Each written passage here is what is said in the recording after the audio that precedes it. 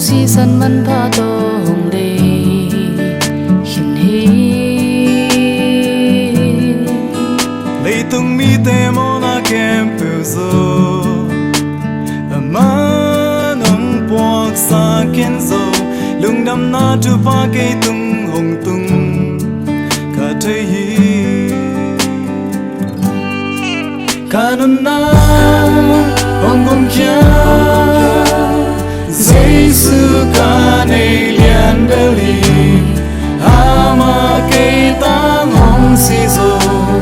ke soak ta zo khini kanun na hong gom kya Giêsu ca này liền beli ama ke tang hong si zo ke soak ta zo khini ka te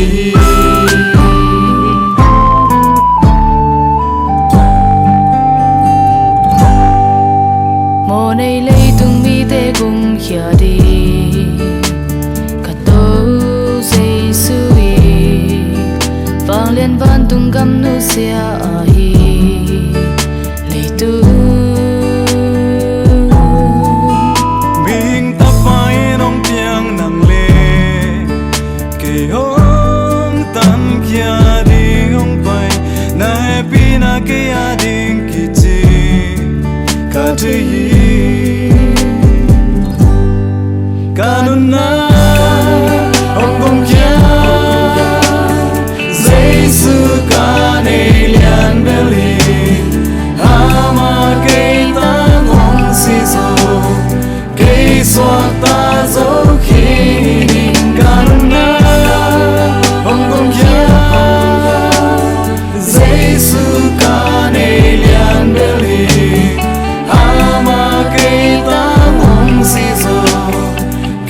soak ta zo khini ka te kanun na hong gom kya Giêsu ca này liền beli ama ke tang hong si zo ke soak ta zo khini kanun na hong gom kya Giêsu ca này liền beli ama ke tang hong si zo ke soak ta zo khini ka te ke soak ta zo khini ka te